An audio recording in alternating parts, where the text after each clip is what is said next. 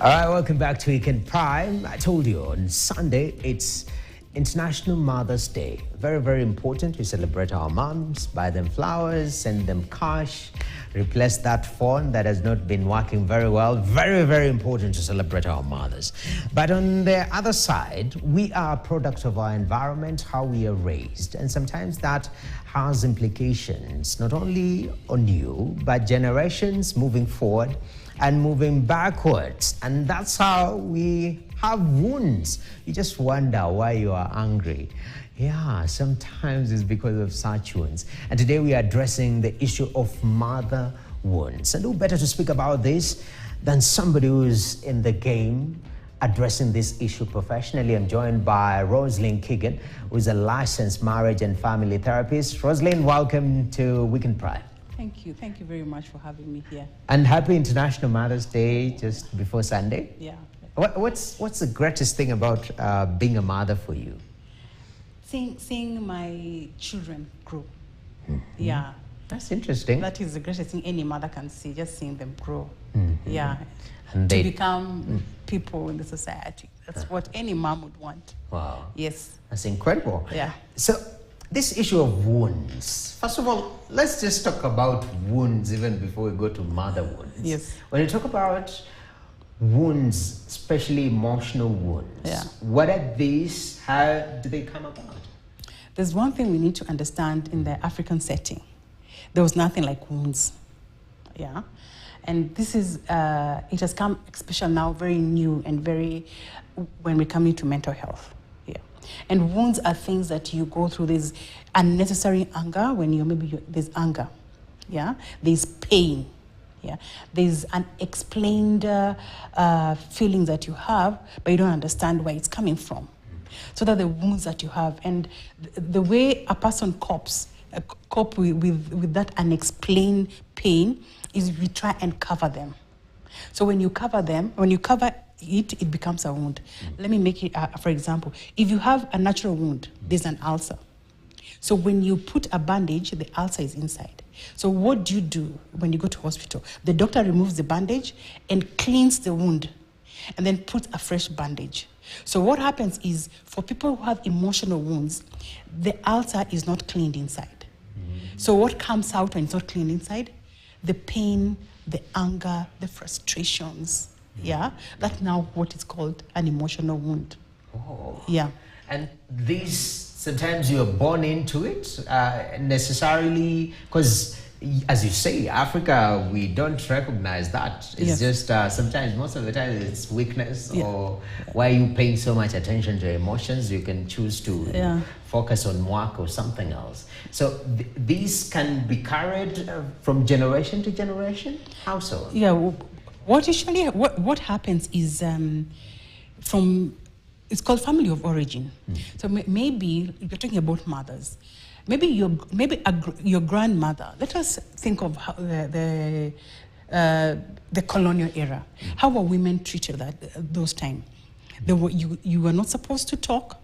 Yeah, the husband was the head. Yes, still there is the head, but a woman's place wasn't to talk. So how was the emotion of that woman dealt with that time? She suppressed that emotion. She kept it to her. So anything that was hurting, she wasn't allowed to express. And even though she was allowed to express, she could not go to her husband and express it. So she gives birth to a daughter. So, and the daughter sees the mother still nursing that pain, not knowing how to express. So there's already anger in this woman, and that anger is passed over to the daughter.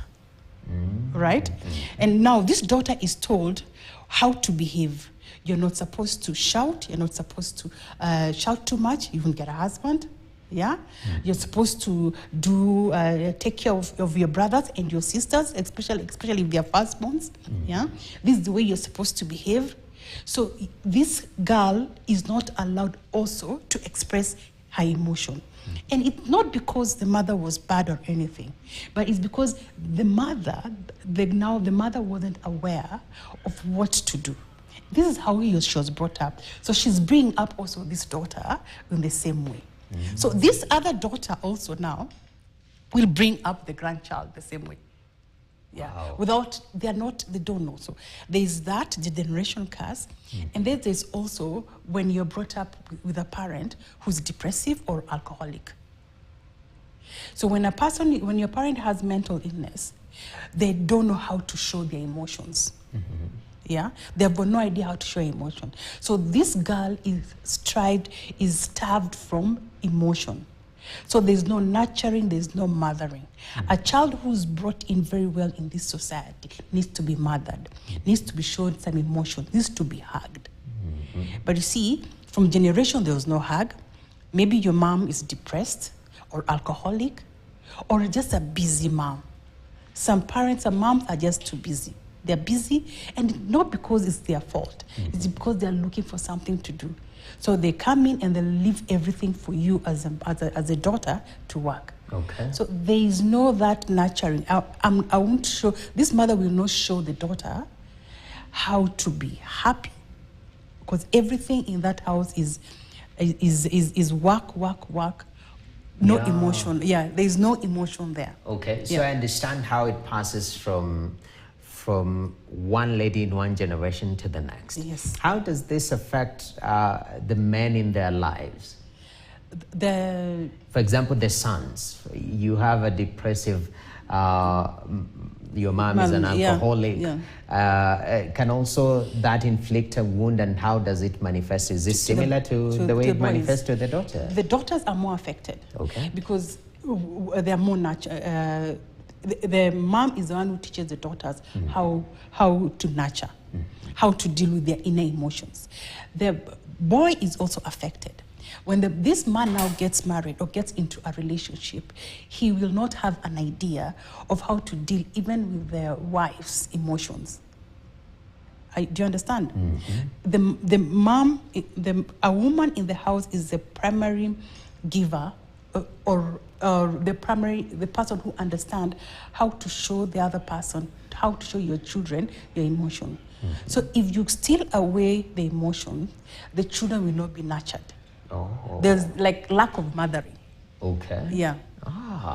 So for the men, it brings a gap even how you deal with ladies, because how you learn to deal with women, it starts with how you're raised at then. How you're raised and how you saw your dad dealing with your mom, and how your mom responds to that. And it even comes when the men come in for therapy, or we're having a couple session.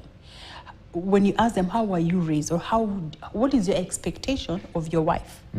What they always say is how they saw their fathers or how they saw their mother behave in their home. That is their expectation how a wife will be. Okay. Yeah. So there is this emotional lack of ability to express your emotion, and it brings in the conversation about safety. For mother wounds still, will this persist to now affect other areas of your life other than just you expressing yourself emotionally? How does it manifest that somebody can say, by the way, with this pattern that I'm seeing in my life, most likely it's stemming from a mother wound? Yeah, it's how a motherhood stems out is number one is people pleasing. You become a people pleaser. Yeah, because what happens? You were brought up with a mother who was not there emotionally, and for you to gain that emotion, you had to do, or to gain even a smile or a thank you from your mom, you had to do something.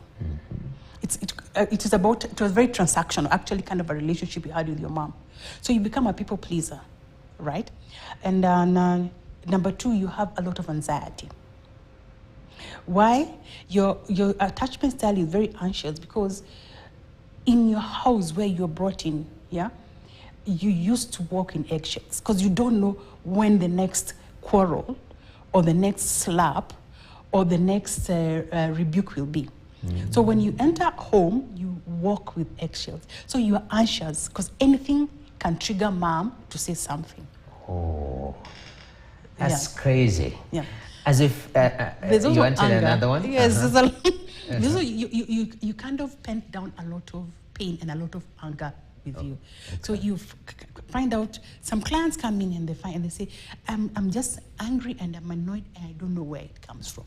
Yeah. All right. So when you look in and you see there must have been something from the family of origin. Yes. Definitely. And as we finish up briefly, because we've highlighted the challenges, solution, what is the way forward? Is it now therapy? You know, sometimes you tell your friends, I'm going for therapy, they just start laughing at you. Oh, therapy.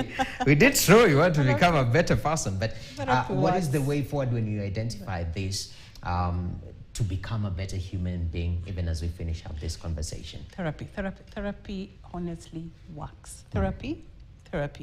And number 2 is to acknowledge. The first thing you need to do is to acknowledge the pain.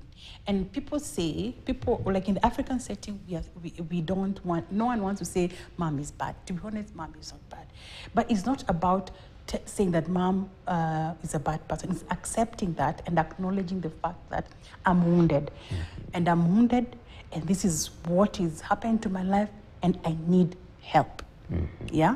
Therapy, you accept, get a community around you of people who can also help you be accountable and work with you.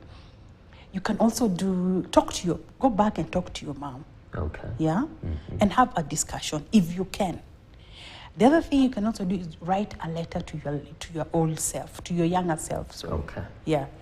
Just stressing through and forgiving yourself as you're forgiving your mom. All right. Yeah. Very, very important. Rosaline, very nice insights. Yeah. Time is of limitation. Some people will write themselves a letter and they'll ask ChatGPT, write for me a letter about my mother issues. And, you know, that's the utilization of technology. But thank you very much for your input. And, you know, happy International Mother's Day. Hopefully people get to acknowledge some of these wounds and get to healing. Thank you very Asante sana. Rosaline Keegan is a licensed marriage and family therapist, and she says that for you to heal, you have to open up that wound and face some of these challenges in life. We take a short break. When we come back, we still have more from Weekend Prime. Stay tuned. That's nice. Imagine.